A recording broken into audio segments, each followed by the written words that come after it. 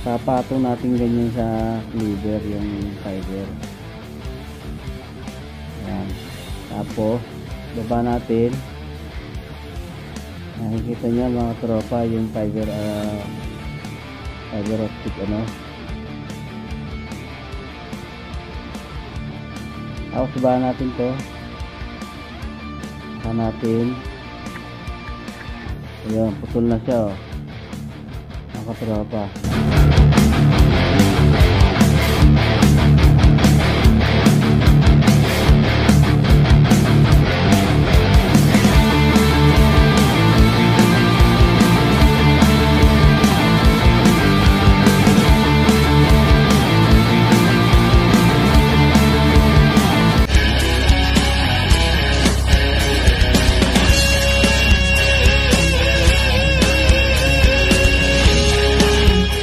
Ngayong gabi ay tuturo ko sa inyo ngayon ang kung paano mag-splice ng fiber optic standard. Tuturo ko sa inyo ngayon.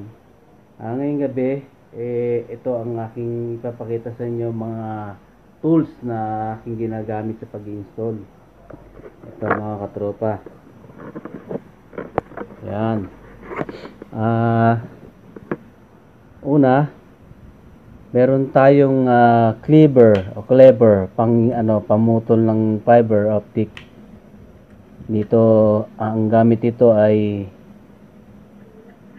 siya ang pumuputol ng fiber optic. Meron din tayong optical power meter. Ito ang ginagamit naman namin ito para ma-read namin kung tatagos yung magandang read. Kailangan ang standard na reading niya ay at least mga 21 pababa. Ayun, negative 21 or something. Nakikita nyo dyan yun, negative 21, mga at least negative 21 yung reading niya pababa. Pag naging negative 23 pataas, medyo pangit ng reading niya. Meron tayong visual fault locator, o sa kung tawagin namin ay light source. Ito naman yung ginagamit namin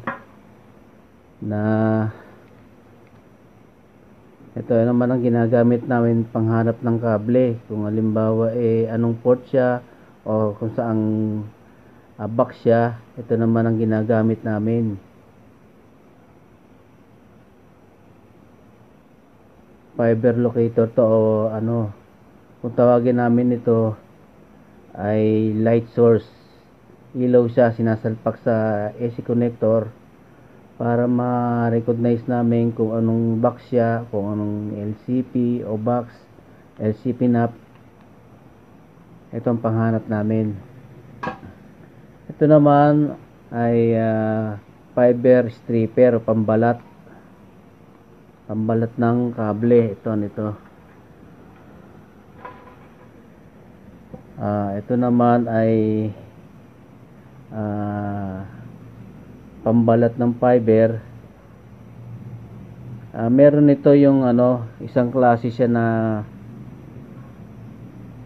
plies, pero hindi namin ginagamit yun kasi delikado yun minsan napuputol yung fiber, hindi siya accurate. Ito ginagamit namin, pambalat.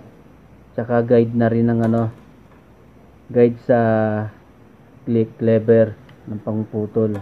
Ito rin to, guide ng projectura. Ito sinama ko na rin. Meron tayong susi ng mga box. May maraming klaseng yung box na susi. Ito nawala na nga yung iba Susi ng box to, ng NAP, LCP NAP. Saka alcohol. Ito naman ang lagay ng alcohol. Ito naman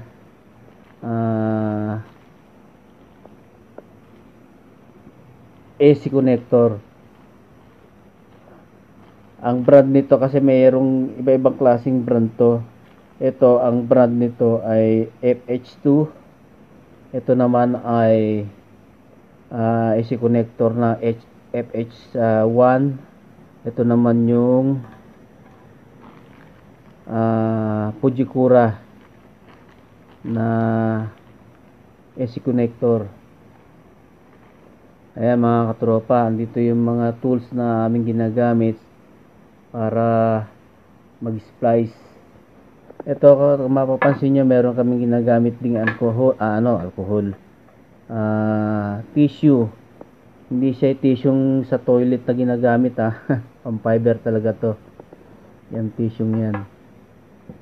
Ito ay sinama ko na rin F-clamp. Mamay i-demo ko sa inyo paano rin gumawa o ilagay dito yung fiber optic cable. Ito, mamaya i-demo ko na rin sa inyo to. Sasama ko na rin sa inyo mamaya. Yun. Ito, dalawang guide. Ito, guide siya.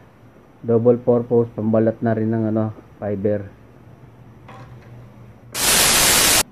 Ayan, alright. Isahan natin. Ito yung fiber optic na cable. Tatanggalin natin yung messenger. Kapag nasa taas ka na ng poste, okay, nasa baba ka, tinatanggal talaga yung messenger na yan. Stripper muna tayo. Wawalatan natin yung kable. Ayan. May guide dyan. Ito, pare ko. Ayan o. Yung guhit na yan. Hanggang dito lang siya. Kita nyo mga katropa. Hanggang doon lang siya. Ito. May sukatan kasi yan mga katropa. Yan. Wala kayong ibang gagawin kundi pipisilin nyo lang yan. Tapos, hilahin nyo dahan-dahan. Yan. Tapos,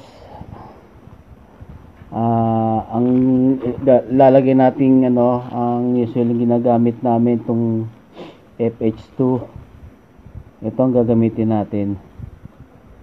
Sa susunod na video natin, tuturo ko sa inyo yung mga brand ng mga brand ng AC connector. Ituturo kasi iba-iba yan. Ituturo ko sa inyo kung paano mag-splice ng ng ibang AC connector. Ito katropa. Lalagay muna natin ito. Itong kulay orange na na plastic na to. Ilalagay natin siya. Yan. Ang lagay niya pag ganito. Yan.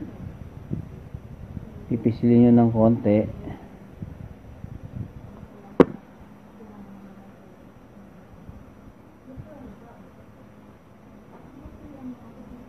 Yan. Pisilin nyo lang.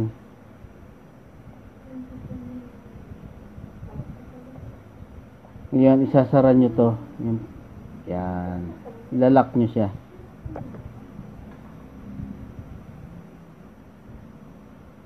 Yan, okay na siya. Tapos, ang guide na ilaan natin, pambalat, ito gagamitin natin. Lulusot nyo yung pinaka kulay asul na ito dito sa dulo.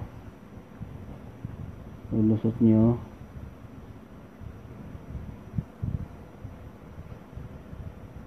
Yan. Nakita nyo? Pipigayin nyo ito ng ng bahagya, saka nyo hihilahin ito. Pigayin ng konti, saka mo hilahin. Ayan mga katropa, balat na siya. Ngayon, next step, kuha tayo ng alcohol, ng tissue. Kuha tayo ng alcohol. Yan, konti lang. panlinis ng ano yan, ng fiber. Ayan na, kita nyo ba mga katropa? Ay,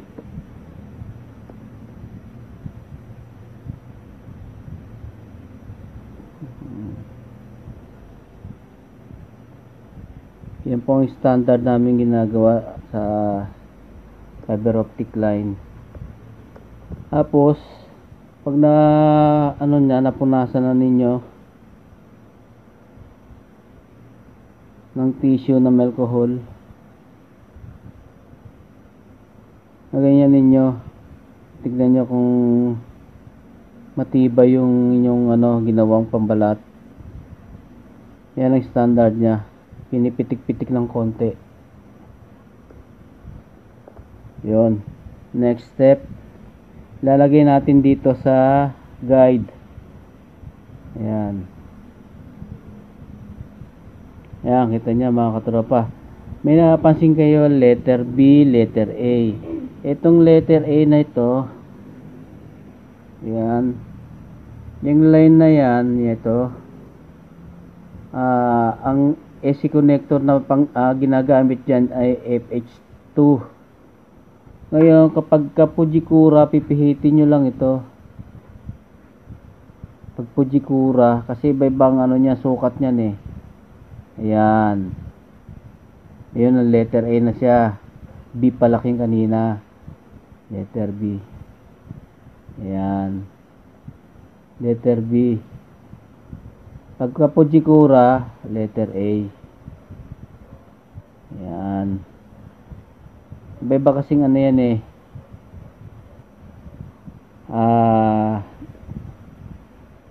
Iba-ibang tawag nito.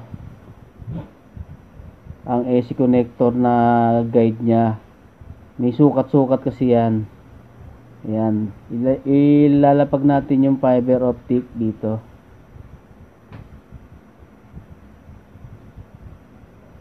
Ayan. Tapos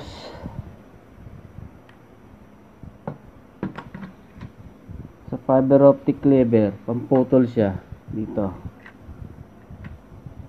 Ito, tinatanggal na ito, hindi na namin ano to, tinatanggal na namin yan. Kasi ito na yung pinaka-guide nya eh. Ito na pinaka-guide nya.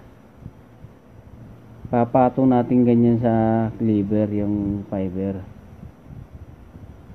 Yan. Tapos baba natin. Nakikita niya mga tropa yung fiber optic ano. Tapos baba natin to. Saka natin. Ayun, putol na siya oh. Mga tropa. Kita nyo yung fiber optic glass. Ito oh. Ayan, putol na siya yan oh. Ayan, pagkatapos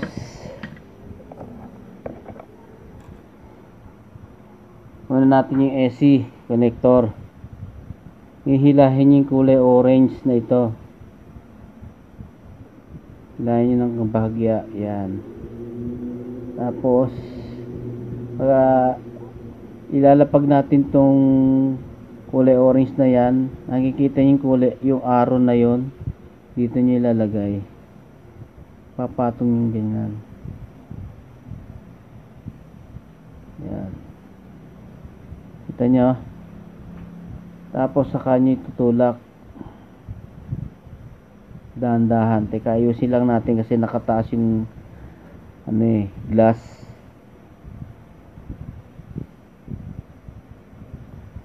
Ayusin lang natin ng konti.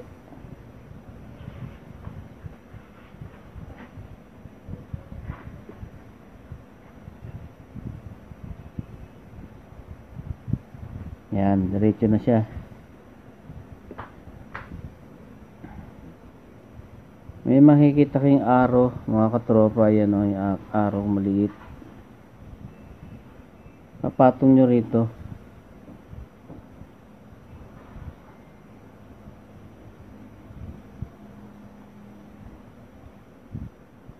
Saka nyo papasok dahan-dahan.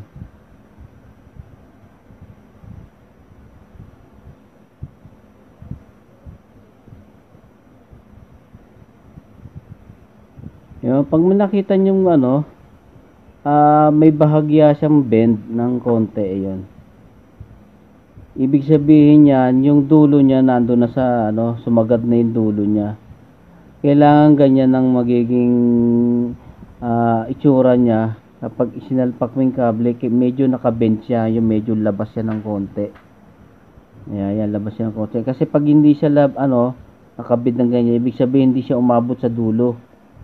Kailangan nakabend siya ng konti.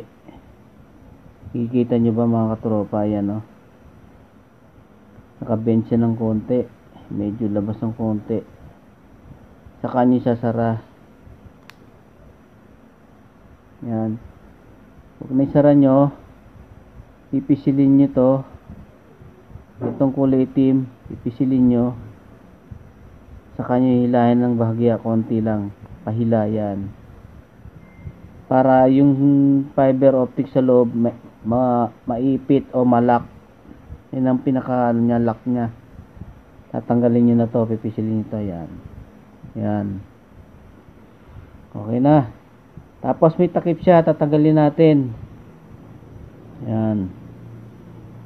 Titignan natin kung tumagos siya, mga katropa. Gagamitin na natin tong visual pulse locator o light source. Yan. Pag ito lumilaw sa dulo, ibig sabihin okay na yon.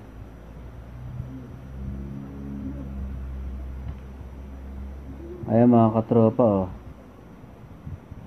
Umilaw na. Ayan mga katropa, oh, may ilaw na siya. Ibig sabihin tumagos yung ano niya. Okay yung splice niya. Pero sa actual yan, hindi ganitong namin reading, pinare-read namin ng sinasalpak namin itong optical power meter. Ayan, nakakabit sa box. Ito. Pag nakita namin negative 18, 19 pababa, ayos siya. Light source lang ang ating ginamit para kita natin na tumagos yung linya niya, yung ilaw. Ay mga katropa, oh. Ibig sabihin maganda reading niya. Reading niya ang splice niya. Yun mga katropa. Yun katropa, okay na. Tumagos na yung pinutol ko yung kable, kita niya. Ibig sabihin ayos yung splice natin, mga katropa. Ulitin ko lang mga katropa, kapag Fujikura ang ginamit nyo, ito, ulitin ko lang, yung sa guide nya, pipihitin nyo lang yan, kasi may may letter yan, letter A, letter B. Kapag Fujikura gagamit, ikot nyo lang bahagya yon, iikot nyo lang, tatapat nyo sa letter B. Ang ginamit ko ay yung FH2. Ito ang ginamit ko, kaya inilagay natin dun sa letter A, mga katropa. Letter A. Gumakita. Medyo malabo ng mata natin mga katropa. Ayan, kita nyo letter A, sa gilid. Ito. Pag Fujikura ang ginamit nyo, iikot nyo lang. Minsan ito ginagamit namin, pag Fujikura lang ito ginagamit namin. Na guide. Tapos meron siyang kulay orange. Ito mga katropa, turo ko na rin sa inyo. Ayan. Hindi siya ito lang. Kapag Fujikura ginamit nyo, ang guide niya, either itong gagamitin o ito. Meron siyang guide na kulay orange. Ito mga katropa, turo ko na rin sa inyo.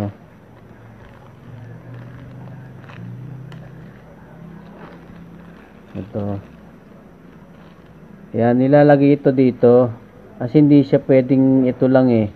Ito talaga yung partner niya. Itong kulay orange na yan. Nilalagay namin yan dito.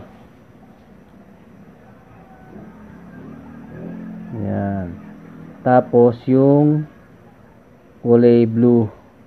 Pag ganyan naman siya. Yan. Para yung sukat niya, saktong-sakto doon. Kung wala kayo nito ha, wala na. Ito kasi double purpose to, pambalat na rin ito, tsaka yung guide niya. Pambalat, tsaka pang guide. Ito, guide lang to, hindi siya pambalat. Yan. Kung ito gagamitin nyo, kailangan ito kasama yung kulay orange na yan. Itong FH1, ito rin ginagamit namin na guide ito. FH1, ito rin ang guide niya. Marami kasing klaseng AC connector. Meron yung galing sa Lazada. Iba naman ang itsura. Parang ganito, kulay itim lang 'yon, yung sa Lazada. Parang ganito, Roscas naman siya, Roscas to. Ayan Roscas siya, yan. Ito, maganda rin gamitin ito, FH1 ton. Ito, gusto kong gamitin ito kasi kapag hindi lumusot, hindi lumusot yung reading, yung pang-read niya at medyo mataas, pwede mo siyang i-adjust. Hindi kagaya nito, tagang sakto lang, Fujikura tsaka pong FH2. Hindi mo siya pwedeng ibalik. Hindi kagaya nito, na pwede siyang kalasin. May lock lang siya, yun, kikita niyo yun, lock na yan, parang kulay dilaw na yun. Tutulak nyo lang ganun, pataas, para matanggal yung pinakalock niya. Kung gusto mo ilalak naman, tutulak mo lang pababa. Yun. Nakakalas ito, hindi kagaya nung Fujikura at saka ng FH2. Ayan. Ito, gusto ko itong gamitin noon kasi na-adjust siya Pag hindi siya lumusot, pwede mo siyang kalasin. Yan mga katropa. Ituro ko na rin sa inyo yung pagkakabit ng F-clamp sa poste, sa kable ng fiber. Yun. Ito ang tawag dito, F-clamp. Ito naman yung fiber cable. Kung nagkakabit kami sa poste niya, ganito ginagawa namin. Hindi ko lang dala kasi dito yung pang sundot ko sa messenger Yung gagamitin ko manipis kailangan nito para hindi nasusugatan yung kable. Ito muna ang ginamit ko, yung bread knife. Tutusok lang natin dito sa may gat lang yan, may kanal na yan. Tusok lang natin ang kapraso. Yan. Tapos ilahin mo ng konti.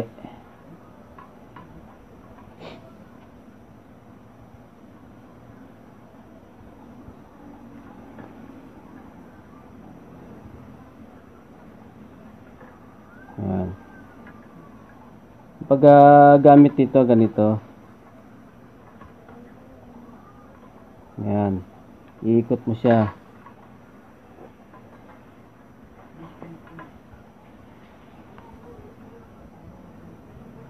Ayan, ganyan paggamit niyan.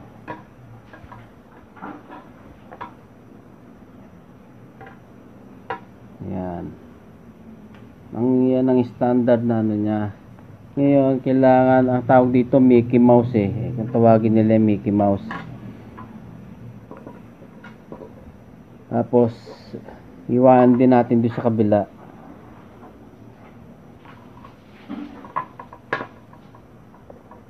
Yan, pag-iwalay natin siya. Yan.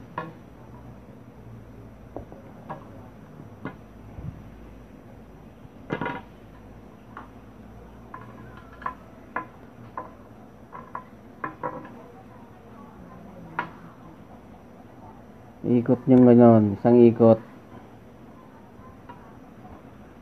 Yan.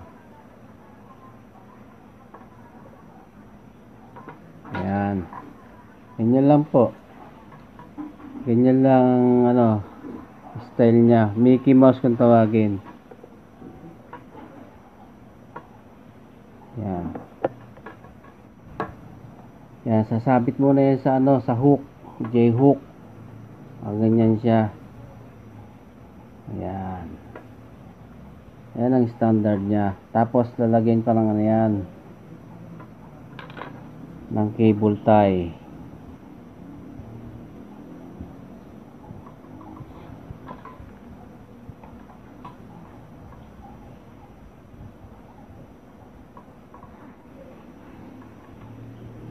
Yun. Tulin nyo na lang ito. Ayan, tulin natin. Wala akong cutter eh. Plies lang tong gamit ko eh.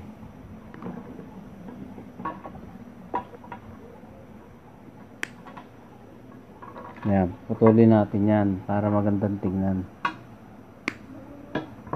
Yun. That's it. Alright, diba? Ayan, ganyan. May hook yan.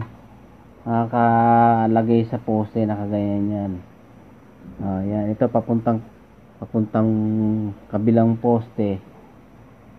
Ito naman, papunta sa kabilang poste din.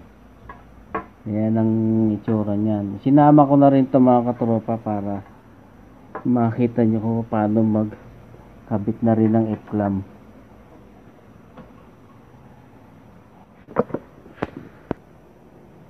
Yung katropa, gano'n lang kadali diba? Kitang-kita niya na madali lang.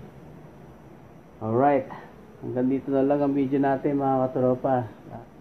Bye-bye. Don't forget to subscribe mga katropa. Bye-bye.